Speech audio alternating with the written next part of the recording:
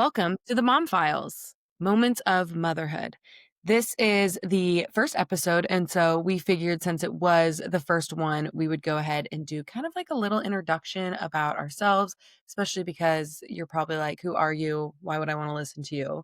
Because you definitely don't know anything about us. Well, maybe a little bit if you like know us personally, but in the online space, it's still kind of forbidden or hidden, I guess is a better term. But anyway, so Behind I closed doors. fig straight up. So, I will start a little bit about myself. Hi, I am Aleea. I am a type B with a little c, work from home mom, currently navigating the early stages of motherhood with my son, Dash, who just turned 1. I really like to embrace flexibility and while still holding on to just enough structure and organization to kind of keep things moving. And so I do currently live in Eastern Washington with my husband, Ty, obviously Dash, and then we have a full house of pets, so 10 cats and a wiener dog. I did mention I work from home, and so just a little about that. I do run a small business with Hav called Golden Goose Creative, and it's a podcast production company. Over the years, I've helped dozens of podcasters, grow their shows. And so I know firsthand the challenges and joys of balancing both motherhood and business. And so that's kind of what helped inspire me on my end to want to start this show, just because I want space for open and honest conversations about the facets of motherhood. So Hav will get into more why we decided to do it together, but that's just a little bit about me. Anyway, Hav, maybe you can take it away now. Yeah. Hi, I'm Hav. I am the co-owner of Golden Goose Production, podcast production. And I am also a work from home mom, and I do work for a mid-sized startup, where I run operations for a recruiting department. I have a 3-year-old, Azzy. I like to call her a three-nager. She is the diva that I aspire to be every day of my life. I also live with my husband, Tony, and we live in South Carolina. So honestly, very similar lifestyle to Aleea in Eastern Washington, just on the other side of the country.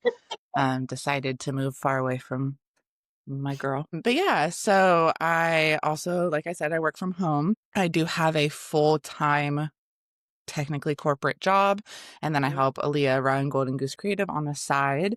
And I am a type B or a type Yes. C mom. I'm a type C mom. Sorry, I'm just learning about the different types. I surprisingly stayed away from that through all of the obsessive researching.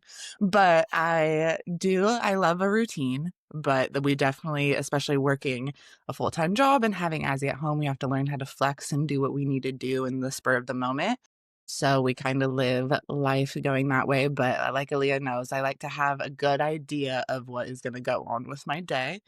And yeah, like Aleea said, we just wanted to start this podcast because we're both kind of in the thick of motherhood and, being around other mothers. And we kind of realized that a consensus in the mother community, well, in the parent community in general, especially for parents who have their children full time or a lot of the time, we need hugs, we need love, we need support.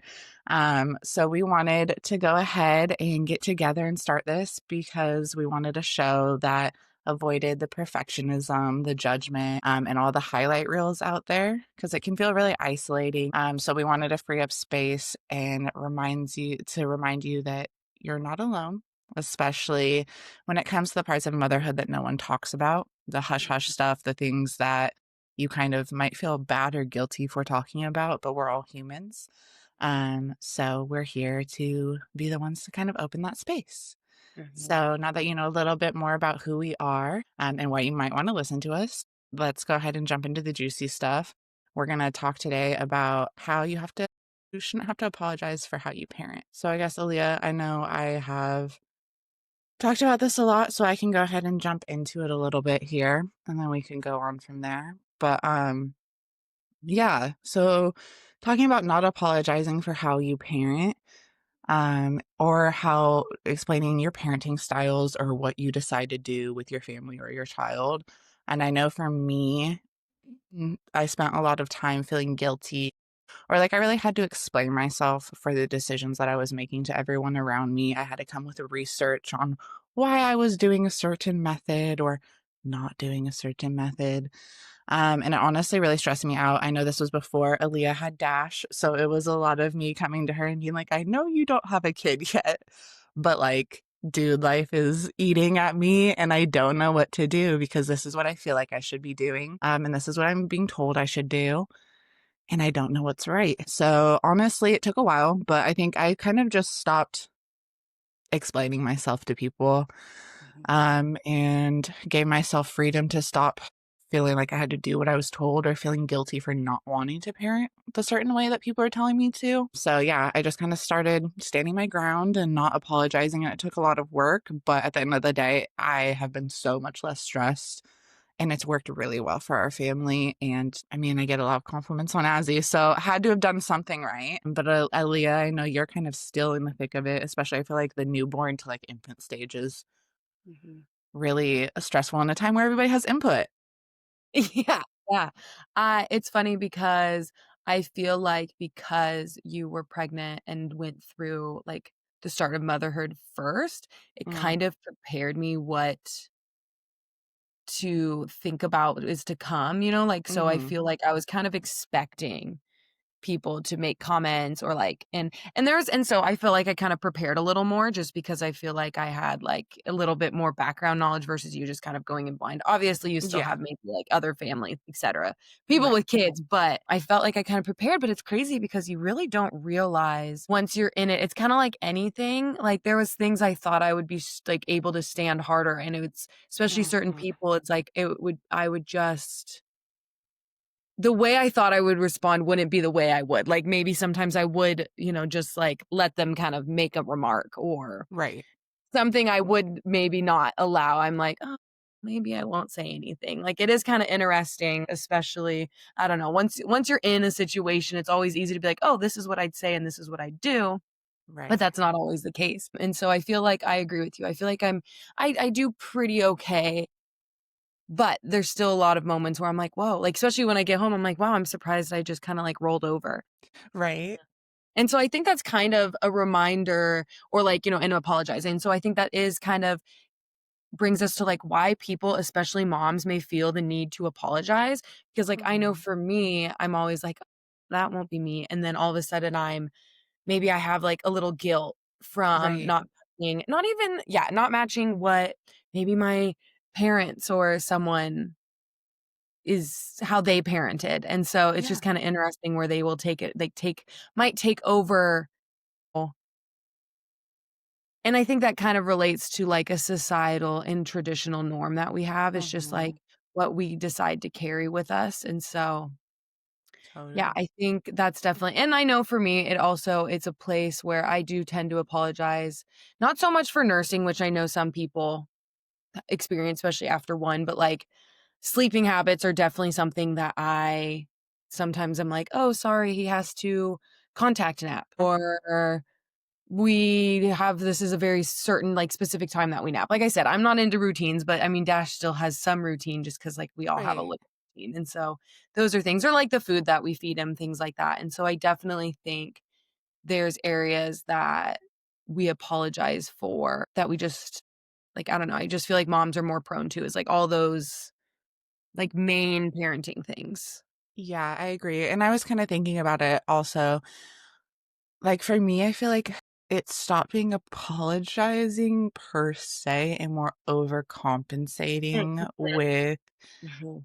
like, research or like, I know when as he was a newborn to infant stage, I got really into, like, researching everything so that I had, like, a, "Well, this is what the studies that I show," like, things like that to be like, "Well, this is why I'm doing that," where in, like, reality, it's like, "Well, this is what works for me, so it doesn't really matter." Um Mhm. and it's also different for me depending on who I'm speaking to. So, like, Yes. elders in my life, I think, especially in American culture, honestly, every culture, being respectful of your elders is so drilled into us. So I think at first I was like, "Oh, well, you're an elder." And don't get me wrong, when I bring Azzy to her grandparents, 90% of the time, especially if you're watching my child, 1, you're only watching my child if I know that you respect me enough to, like, follow some kind of boundary. Right. But if you're watching my child and you, like, give her an Oreo when she's 1, you know? Am I gonna say anything? No. Like you, I left her in your hands, and I probably should have cleared that up, but my point being, like, my elders that, like, I'm close to, I am much more like, "No, this is what we're doing." And if the only explanation I give now is to, like, help them understand why I would suggest that they do it as well with her because this is the behavior that she gets, but she's also 3, so you can see, like, a direct correlation. But I feel like at the age when she's, like, 1, 2, especially with strangers or elders who are technically a part of our family community, but I don't know, it was always that awkward, like, "Oh, haha, yeah, you're right. Oopsie, like, we're just Right, gonna go do it this way because that's what's easier for mom right now," and then you end up feeling like the bad guy for one, but then you also feel like, "Oh, I just made myself look dumb." I'm right. not. But it's definitely like yeah. I don't think I, like, really apologized, but it was, like, overcompensating and being like, Mhm. "Oh, well, it'll Yeah. be okay." Yeah, that's how I feel. Definitely, like, overcompensating, trying to be palpable, I guess, is Palatable. a good way to say yeah, is a good way to say it just because it's like it's like what you said, overcompen with, like, research. Like, Mhm. I definitely did that when it came to baby-led weaning when I was trying it. It was like, people that were nervous, I'd be like, "Oh, no, like, there's studies that show, like, this is it doesn't mean more that they're more likely to choke kinda thing." But it was Mhm. like, I shouldn't have to, like, overly explain. It's not like they're showing me stats on, like, the opposite, Like, I'm Right. like, "Where's your research showing that that's the right way?" Right. It's just interesting that we do as, I say as moms especially just because I do think we're more prone to it, is, like, Yeah. how we try to match. Like, we try and, Yeah. like you said, overcompensate and be like, "Here, like, here's research backing it up," versus just being like, "No, this is how we're doing it because this is just what we decided as a family." Right. No, that was I remember that with doing baby-led weaning specifically, it's so scary for people, and Right, I understand why it doesn't work out for a lot of people, but for me, it ended up being like, I would just take her during mealtime because I would literally be like, "Hey, we do purees." Like, right. I can send Right, it's not an purees with all or nothing, yeah. matter of fact, I have a freezer load of purees, and they'd be like, "Well, we just don't like, you can Right, feed her." But then on the other end, I would get like, "Oh, she's eating New York strip steak, and she's such a spoiled little baby." And I'm like, "Well, she eats what I eat." It literally has but yeah, for sure. And it's there's always something to say about co-sleeping or whatever the case. I think that was the biggest one for us is, like you mentioned, I think at the beginning, like, contact napping. mhm. Why can't have her for the night? Why do you need her for the night? She's 6 months old. You can when she's running around crazy, you can have her. Like, I don't she's 6 months. You don't want her anyway, she's gonna wake up 3 times. Right. Contact naps is a big one. I especially get them when I'm out and about. Mhm. Like, one time we were somewhere, I think it was some sort of sporting event, and he had fallen asleep, and someone was like, "Oh, why don't you just lay him down on the ground?" And I was like, "Oh, I would, but I can't." And they said that comment like, "Oh, he's so spoiled." And I was just like, "Yeah, But, like, also, yes. Oh, somebody yeah, I was holding Azzy the other day at Home Depot after she had been running around, and I picked her up so that she would stop running around. right." She is huge. She looks like she's a six-year-old, so I get it to a point, but the cash register, like, clerk lady just kept being like, "You're a big girl, get down," and she kept looking at me like, "Mommy," like and I kept being like, "It's fine, Azzy," like, whatever, but this lady got on to the point where my toddler, like, got down because she was, like, getting embarrassed. I'm like, "I just don't think that I should have to sit here and explain to you that she's actually only 3, and Right. it's, like, very normal for a 3-year-old to wanna be held." I understand, she looks huge. I've also been holding her for 2 minutes. You have no idea what we've been doing all day. Well, and I'm Like, it like, "You know doesn't what?" matter. And even if she was 6, you don't know why. Like, maybe she has, a disability or Right, just to make assumptions about, people's kids, it's like, it's not hurting anyone, it's like, I don't know. It's a prime example of, yeah, like, not worth, like, explaining yourself sometimes, and to right, stop apologizing because it's like, yeah, people just don't know your situation. I think that's a good example because it's true. It's like that's why I was just like, "Yeah," because it's like, "That's nice. yeah, You can feel that way, and I'm gonna still do it." right, But I do think that is I think that is a great segue into kind of like why like what stopped you from explaining yourself to everyone. Like, I mhm. know for me, one of the big, like, breaking points. So, I know we've talked about this, is, like, I'm a recovering people pleaser, I like to say, and so when Mhm. I realized that even when I try to appease people, it seemed like they would still be angry or judge, like, no matter what. Mhm. So, like, even if I did what they wanted or I did what I wanted, yeah, the outcome was usually the same. So I just felt like I realized, like, well, if they're going to be judgy and angry, I might as well do what I want. So Yeah. that was kinda like for me, I realized, like, well, I'm gonna just do it. How about for you? I also feel like a lot of it is I realize maybe not so much judgment, but ways that they grew up and what they Mm, did and they mm, think is right. 100. And I know I talked to you about this a lot, but just like a lot of the apologizing for me was choosing to parent a different way because I was able to.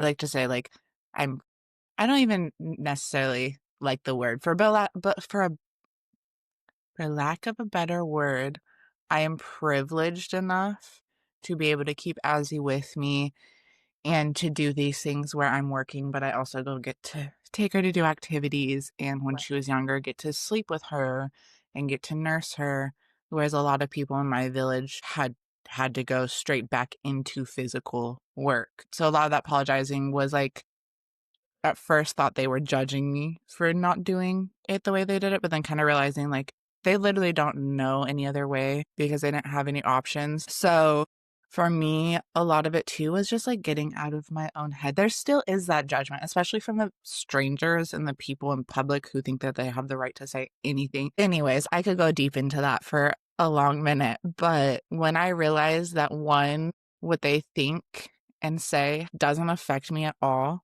right. and I purposefully am raising my child and doing the things like communicating with her as a 1-year-old in a way that people think you should only be communicating with like an older child because I want her to be able to like there are things that I've seen in my childhood and growing up that if done differently, I feel like I could have expressed myself better, right? And that's where we're at right now. So it's a little bit different than co-sleeping and stuff. But communication for me is the where most people are like, oh, like you're talking to her too much. Like you don't need to explain yourself. And I'm like, well, one, it doesn't affect you. Whether you judge Right. me or not, at the end of the day, what's going to stress me out more?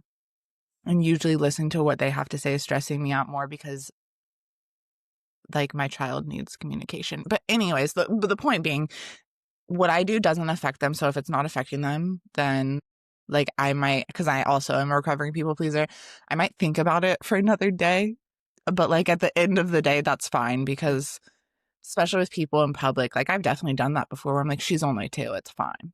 And then they're usually like, "Oh, like, I would have never known she's so big. Oh my gosh, what a smart girl. I would have never guessed she's 2." And then it leads into, like, a whole whole 'nother thing. So I kinda pick my battles on the day. I'm like, "Well, I wanna get home, so I'm just gonna ha ha ha. Mhm. Come on, let's go." Like, I don't have time. But, yeah, it definitely is a different based on who it is, and cutting off your brain. I say this knowing how hard it is, but, like, part of it is just being like, "Okay, like, you're in your head about it." And Mhm. honestly, they probably aren't even judging you. They're probably trying to help you by giving you a break and, like, telling the child to get off of you so that you don't have to carry them. But little do you know this is actually giving you my break because now I don't have to run around the store with her. Right. Right, and yeah, I think it's just especially when it's people that are coming in, like you said, strangers, it's like, sometimes they only see a 2-minute snapshot, Yeah. and it's like, you don't know why I'm doing you're right, like you said, this might be my break, this might be what's making everyone's life easier and I'm like, plus, they don't know, maybe you had a really bad day, maybe something really traumatic, like, we don't know people's stories or situations, and so to just be like, and like you said, maybe it's just people trying to be helpful, like, "Oh, get off mom." But it's like, Mhm. again, you don't know why we're doing it. And so, yeah, I agree. I think once you realize, like, okay, this really only affects me, it's a lot easier to start changing your mindset Mhm. towards like not apologizing anymore, or at least not overcompensating as much. And so I think that kind of leads us into mindset shifts. Like, how, if you are someone who apologizes for how you parent or overcompensates, like how do you deal with it? And I know like one thing I would suggest is let people be wrong about you. Mhm. So, I actually recently read the book Let Them by Mel Robbins. I made a note of it. Let me see. I discussed it in or it was in chapter 5. And so I had side note, I highly recommend reading this if you haven't yet, especially if you're someone like me that I really hold weight into relationships and things like that and I fester on conversations and things for like if Hav and I were to have a conversation I'd probably still think about it for like the next week. So, anyway, if that's someone like you and you just deal with a lot of like emotional opinions and stuff like that. I highly recommend reading it. But anyway, in the book, she talks about how everyone is going to have critical opinions about you, even like the people you love, and obviously, total strangers. And but the people that you love are going to have opinions about you as well as total strangers. It's just like part of life. So, like, it doesn't matter what the situation is. It's just like people, it's natural to form opinions, form like judgments about people. It doesn't mean they hate you or that Mhm. they're like, whatever, but it's just, someone if they have a negative opinion or an opinion at all, that doesn't mean they feel a certain way about you as a whole. It just means that they're feeling a certain way about what's like happening. And so I just think it's a excellent point that like people will always judge. And so it doesn't mean it's out of malice or that they, like I said, that they hate you. They're just sharing from their own experience or like what Hob said earlier, like sometimes people can only parent from how they parented. So maybe they went back to work. And so now that we're work from home moms, it's just different and the perspective's going to be different. But, they're allowed to think that way and you're allowed to think the way you want to. So just let people Mhm. be wrong about you. It's like just a reminder that they're going to have feelings. Like you don't have to owe anyone any explanations. Absolutely. I say this a lot because I have to remind myself a lot. One, what you say and how you it's more about how you Mhm. say what you say, and a lot of people aren't taught to communicate in a way that comes off as non-judgmental, Right. whether they are being or not. So I know for me, if I'm ever talking to another parent and I have a suggestion, I try to form it in a way that's like, "I don't know if you thought about trying this, but this Right. has worked for me." Conversation style versus like Yeah, exactly, let's have a conversation, but a lot of people like, I literally am a communications major, like, that is what I was trained to do, so, saying that to say sometimes you have to step out of yourself and out of how things are making you feel and think about, like we're saying, how people were raised, what people had to go through, and the fact that they don't understand necessarily that what they're saying is coming off judgy. I know a lot because I'm 3.5 years into this, which it's still new for me, but I've started to realize like a lot of the suggestions I had where I thought people were judging me, they weren't judging me at all. They just didn't know how to say it in a way that also left room for me to figure it out for myself because they were trying so hard to help. So sometimes if you can step outside of yourself, like I said, I'm going to think about, like Aaliyah said too, we're going to think about the conversation probably for another week. But if you can rationalize for yourself, this is what it looked like. That's like what I did with the hardware store lady. I'm like, okay, well, this is what it looked like to her. right. This is what she was probably trying to do. Probably wasn't trying to be negative. It made me feel negative and it made me feel icky, but like life will move on. Right. So I mean, it's hard to do. That's like a guy telling you to turn your brain off. But as best as you can, just like remember life is different for everybody. Yeah, and I think that's an excellent point. It's like, if just because it came off negatively doesn't mean they meant it to be negative. Mm, It's like reading a text message. Sometimes it just comes off it doesn't come off the way you wanted it to because it's, right. and I think you have a good point. A lot of times people are just trying to help, and Hmm. so it's not like their intent, it's just we don't view it that way, and I think it's especially easy once you become a mom because the stigma just feels like everyone's, like, attacking but Literally. that doesn't always mean the case. However, at the same time, let's say maybe someone is maybe it is negative, Sometimes we do need to set boundaries and be firm about our choices, and because I think that's also a really hard thing to do.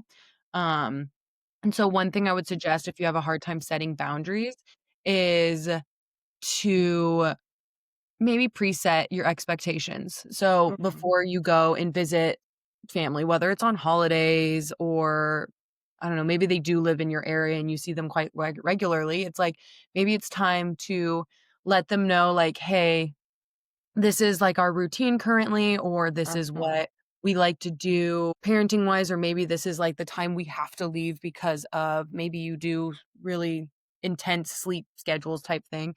Just letting Mhm. them know ahead of time because then it might be easier to finish to set that boundary because they won't like they'll just be prepared for it versus like getting there and then kind of like throwing everyone in Yeah.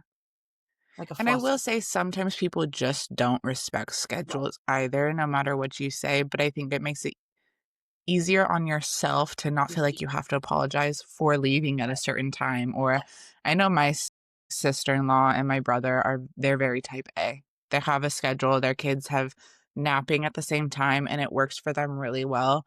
And my family's not the best with schedules, but if you show up 3 hours late and I told you I have to leave 4 hours in, you can't like you complaining about seeing my child for 30 minutes is your fault. So we're gonna move on. Sorry that Right. you didn't get to spend time with us, but, like, I did my best, and I warned you accordingly, and you didn't follow my boundaries, so that's your fault. I was You know? just going to say, it's like that's what helps when you preset, you can be like, "Well, I let you know.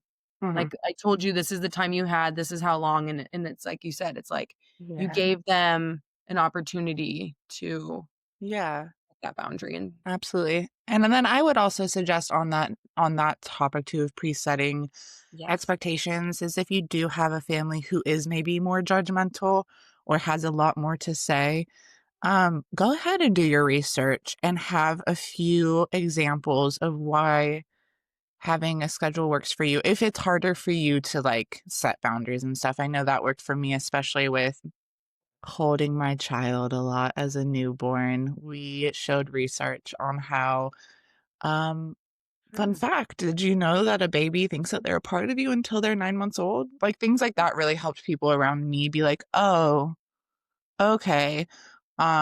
Or there's research on everything, right? And it's gonna you can use the research for whatever you're deciding, but sometimes having like 1 to 2 quick little snippets of like, "This is why we chose this," I have seen usually gets people off my back because they're like, "Oh, like, you're not just messing around, I guess." And then when your kid gets older, hopefully everything that you're doing proved for you, and then you can just tell them to be quiet because everything they told you to do and you did opposite worked in your favor. So now you can go talk about somebody else's kid. yes, and I think, um having the research can help because if you are trying to set a boundary, so let's say you've decided to have the conversation to set a boundary, which for an example, you're like, "Hey, I appreciate your concern, but I'm just not looking, this is what we're doing. I don't need your input. Like, sorry, like this is just how our family's going to do things." Maybe they have pushback. That's a great time to be like, if you do decide to not just leave it there and you do want to justify it a little bit, you'd be like, "Here's the research to prove Mhm. why, we're doing it this way," kind of thing. So I think that's a great point. I will say too also research, like, think of yourself as like a little science experiment. What have you seen that doesn't work and does work for you? I know for me, for sleeping, I would just tell people like, "Hey, this is what happens if I don't co-sleep with her, and this is what happens if I do co-sleep with her. So for me, this isn't for her, Right. even though even if it was, screw off, but this is for me." And that would they'd be like, "Oh, you're literally actively choosing to do that because you don't." And I'm like, "Yes, this is a choice that I Right. made." Yes, and that's what we're choosing to do. Right. Yeah.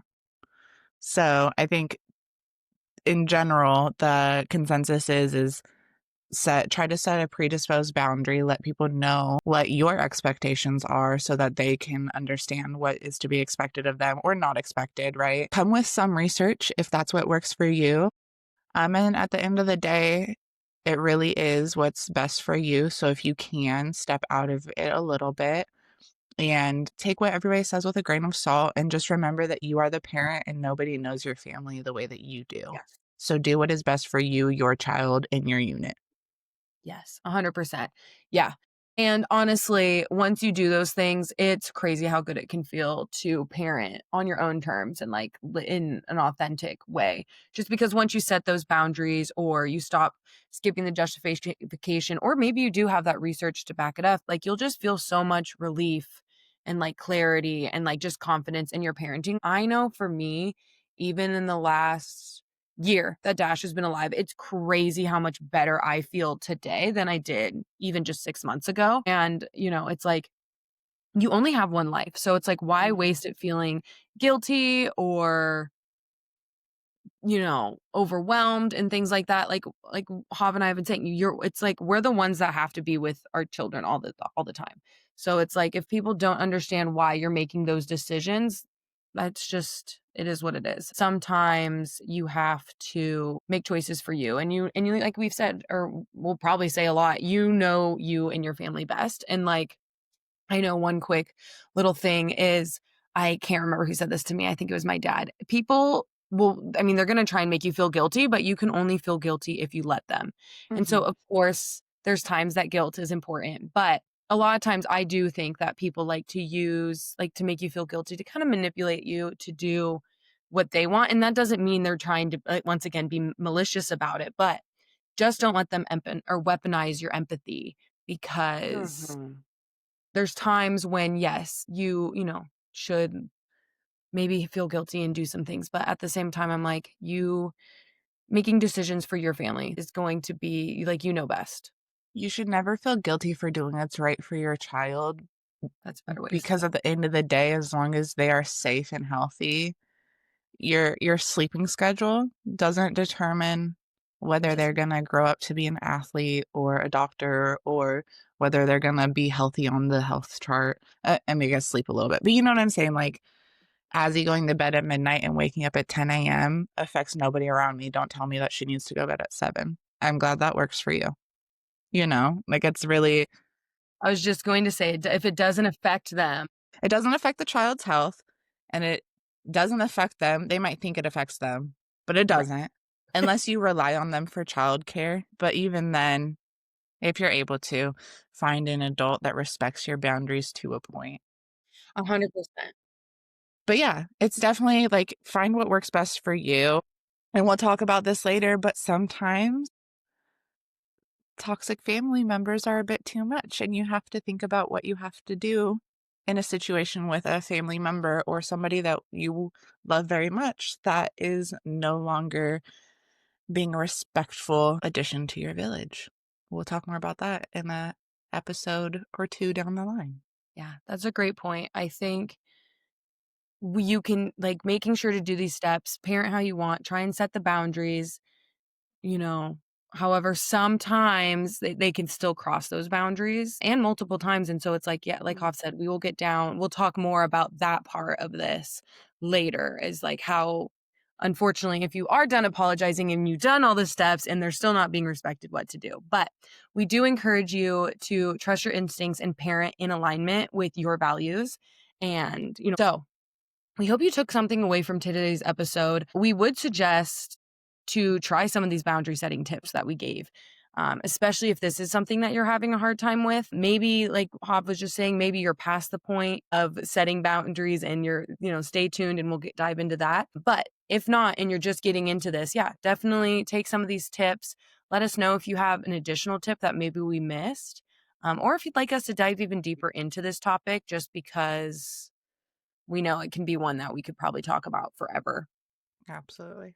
So, we do hope that you enjoyed today's episode. Stick around because the next episode is going to be covering invisible labor in motherhood. And I'm sure it's something that you potentially have experienced. I know there can just be a disconnect between our partners and our needs, Mhm. especially when it feels like we're carrying a lot of the load. So, if you are feeling this way, we hope to see you at the next episode and we will chat with you then. Bye. See you later.